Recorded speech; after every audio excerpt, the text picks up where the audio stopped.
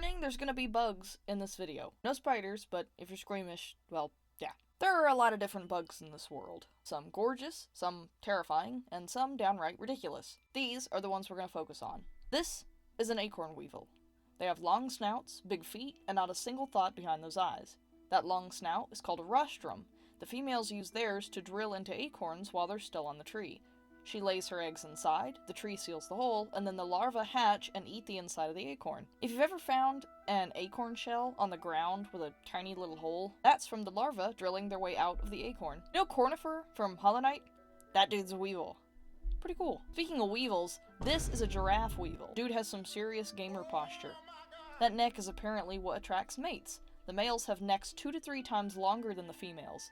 They also use said appendage to fight other males. They're near threatened, but not endangered. We don't actually know that much about them. They're tiny and native to Madagascar, and they've been seen used as decor or jewelry in some cultures. Next we have the wax-tailed plant hopper nymph. These guys are some of my favorites. They look like me trying to sneak a feather duster through airport security. If Einstein was a bug, he'd be one of these. They feed on plant sap and utilize the excess sugar as a wax tail. The tail helps defend them from predators and also protect them against rain. This is actually the second stage of this bug out of 3. The egg, the nymph, and the adult. The adults look slightly more unsettling in my opinion. They look less like a butt disco party and more like a fungal tentacle infection. But it's not a fungus, it's just more wax. It also, get this, uses this wax to stabilize itself mid-jump. There was a study done on this, and nymphs with intact tails have a 98.5% landing success rate, landing on their feet, while those without tails only had a 35.5% success rate due to the uncontrolled body rotations.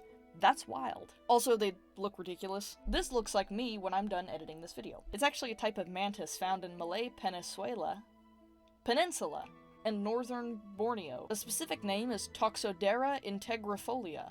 I wasn't able to find hardly anything on this bug besides that, so here he is. Beautiful and long. This is a trumpet vine moth. They stand up. He looks like a little dinosaur with a horn, or maybe an incredibly dashing hat. There's not much known about these guys either. I'm noticing that with a lot of these. Their wingspan is about 15 to 25 millimeters, aka unbelievably tiny for such a distinguished little gentleman. They're a species of snout moth, and are found in Brazil, Argentina, North America, and as far down as Texas. This is kind of a side note, but I love how a lot of these bugs, especially moths, have these black, mindless eyes. They look like they have no thoughts at all. Or like they're always taking in everything. I don't know, it's cute and interesting. This is a stalk-eyed fly.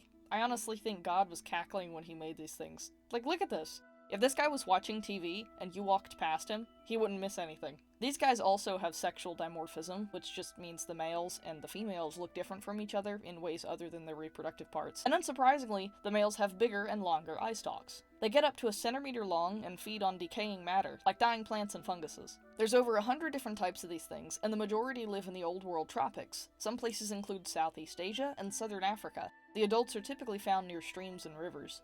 Understandably, their fossils are easy to identify because of their really good snail impersonation. Some honorable mentions include leaf-footed bug, stick grasshopper, lantern bug, and the cockchafer beetle. Okay, I think that's all for now. If this does well, I'll do a part 2, and maybe make some other bug list videos. I've always been passionate about wildlife in general, but especially insects. If you have anything you want to note, please do leave a comment. I read them all, and I like hearing what you guys have to say so I can adjust my content accordingly. Stay safe out there, and happy bugging.